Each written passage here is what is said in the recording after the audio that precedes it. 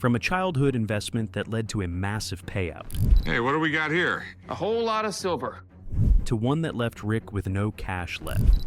I can't believe I'm doing this, but you got a deal. Awesome. Congratulations. These are Pawn Stars, most expensive items bought ever, the $80,000 poker coin. Some people walk into the shop with a $50 bill. This guy walked in with a coin worth more than a Corvette, and he didn't even know it. He claimed he won it in a poker game, the 1922 High Relief Peace Dollar, one of the rarest silver coins in U.S. history. Holy grails of American coins, and you won it in a poker. Yep. Whoa. Rick could barely believe it. These coins were so rare, the U.S. Mint didn't even acknowledge their existence for almost 2 decades. Only about a dozen are known to exist. They existed for like 15 years, and then all of a sudden some stories came from the Mint that they actually existed. So there's like a dozen of these things in the world.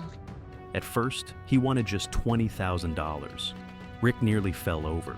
It was like someone walking in with the Mona Lisa and asking if he wanted it for store credit. So Rick called in a top coin grader, and sure enough, the coin was real, certified, and historic. One just like it had recently sold for over $100,000. It's always nice to get called in on an exciting coin. This coin is particularly interesting, historical, and it's rare as hen's teeth. Rick knew he had to move fast, but not too fast. He started the offer at $65,000, $45,000 more than the original ask. The seller pushed for $90,000. They went back and forth, until finally they shook on a deal, $80,000 in cash. What about 90? I think 90 is fair. You were willing to take 20 grand for it. You weren't willing to offer me 20 grand for it. What started as a poker night turned into one of the biggest payouts Pawn Stars had ever made. And just like that, the guy walked out with a briefcase full of cash and a reason to keep playing cards. I made 80,000 on the coin. Super excited about it.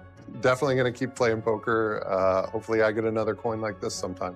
The Fabergé jackpot nobody saw coming. When Peggy walked into the shop holding her grandmother's old brooch, she thought it might be worth a few bucks, just something she didn't want sitting in her drawer anymore. Thing looks crazy. What is it? It's a Black Widow. Is it poisonous?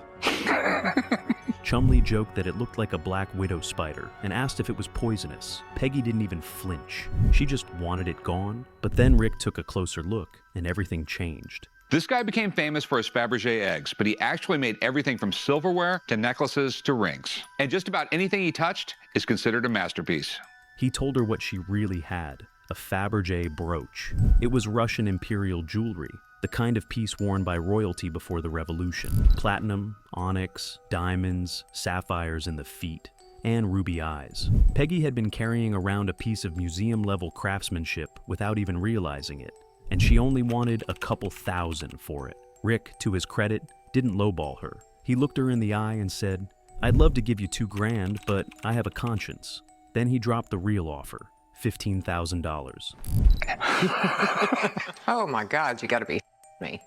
No, I'm not. This is stuff you do not see every day. Peggy tried to get a little more out of him, but he was firm on his offer. She knew it was hard for her to get the same offer again, so she went for it. Peggy had walked in with a dusty old brooch and walked out with life-changing money. Oh my God, I'm so shocked. I mean, I couldn't believe it was worth $15,000. I hit the jackpot today.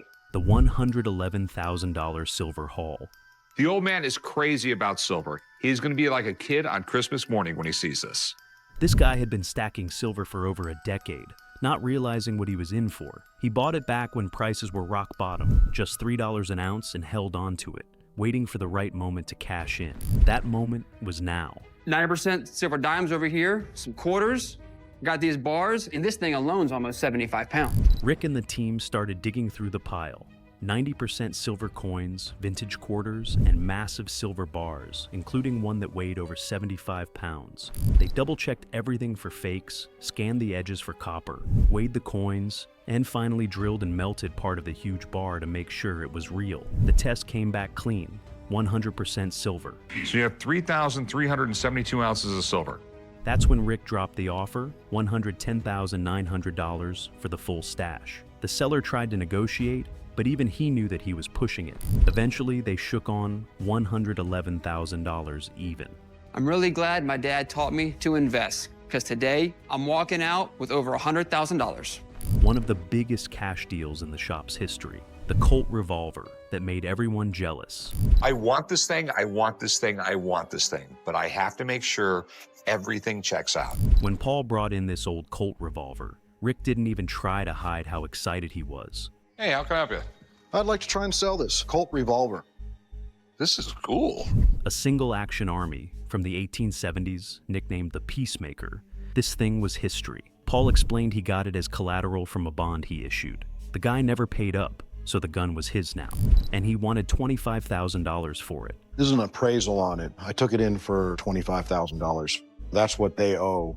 Rick was clearly tempted, but there was something weird, 2 serial numbers. That was enough to call in the expert. Alex came in and took one look and basically confirmed what Rick already knew. The gun was legit.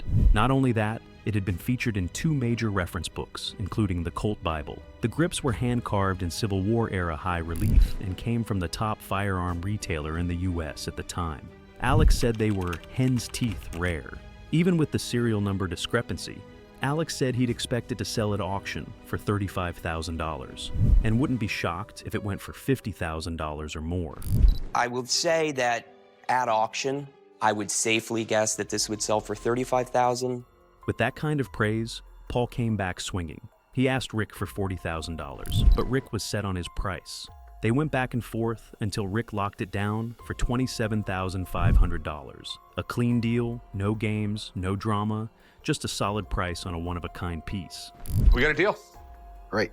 I'll meet you right over there. Honey, pack your bags because I'm taking this $27,500 and I'm going to take the whole family on vacation. And Paul walked out saying he was taking the whole family on vacation. The $47,000 Gutenberg Bible page.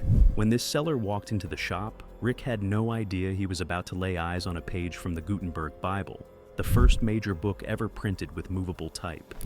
Okay, this time I have brought for you the most incomplete book that I've ever brought. This is an actual printed page from the Gutenberg Bible. It was a single leaf, taken from an incomplete copy in the 1920s and sold as a collectible by a famous book dealer. Just holding it was like holding a turning point in the history of the world. The seller asked for $65,000, knowing full well what he had. I came up with a number, and you better brace yourself, but remember the importance of the book, of $65,000 for the page. Okay. It was printed in the 1450s on handmade Italian paper, hand-rubricated in red and blue ink, and still fully intact. Rick didn't argue. He called in the best expert he had. Rebecca Romney showed up and instantly lit up. She called it a chance most rare book specialists never get. She even joked that she was afraid to touch it because she might catch fire. I would touch it, but I'm afraid I'd catch on fire. After inspecting it carefully, she confirmed what they all hoped. It was real. It was from the Book of Chronicles, and it was worth about $80,000 on today's market. Rick started the negotiation at $40,000. The seller pushed back, asking for $55,000. They finally landed on $47,000, and Rick couldn't sign the papers fast enough. I have a CFO in an office right down the hallway that's going to be really mad at me. So 47, we got a deal. You're not going to be mad when you make a small fortune. The secret London deal for Royal Pistols. Every once in a while, Rick gets a lead that's just too good to ignore. This time, it came from across the pond. His weapons expert Alex himself called with something big, but kept it secret. So, Rick hopped on a plane and flew straight to London. From the looks of it, you definitely have some incredible stuff here. If you follow us through into our back room, some of the rarest pieces we have in our back room. So that's where you keep the good stuff. He was brought to one of the oldest arms and armor dealers in the city, a family-run business filled with pieces that dated back to the Roman Empire. But in the back room, the real treasure was waiting. They showed him a pair of dress pistols made by John Christie, a royal gunsmith who worked out of his own private workshop in the Tower of London. Commissioned by King George III, the pistols were never meant to be fired. They were made to impress, crafted entirely from steel and gilt brass, with grotesque faces engraved into the butts and proof marks from the tower itself. You'd never fire anything like that. No, they weren't really designed to fire. They were designed to look good in basically informal wear, right? Although they were completely functional. Then came the price. The seller wanted 100,000 pounds, about 125,000 US dollars. Rick tried to work it down. He offered 80,000 pounds. No go. He came back with 85,000 pounds, around 105,000 US dollars, and that was the sweet spot. I'll take 85,000 pounds. You have a deal. All right, sweet. You just bought those. Oh yeah, I bought them. You just bought those. The deal was done. Rick had just bought a pair of royal pistols made in the Tower of London and had to run out of there before he dropped more cash in that place. The ancient coin that shocked everyone. When Kevin walked into the shop with an ancient silver coin, he thought he had something valuable, but he wasn't totally sure. Okay. I mean, this is really, really cool. How'd you get it? From my understanding, it was purchased in auction 30 years ago. He knew it came from a family member who bought it at auction 30 years earlier, and based on his research, he believed it could be worth around $20,000. Not bad for something he inherited in a will.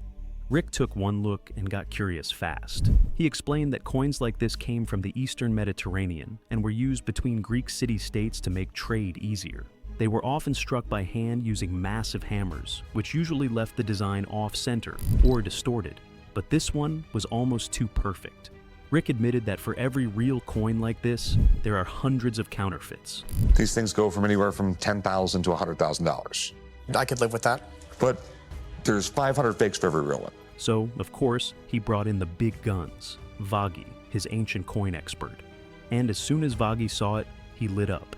It was a Syracuse decadrachm, minted around 400 to 360 BC, featuring the water nymph Arethusa on one side and a chariot victory scene on the other.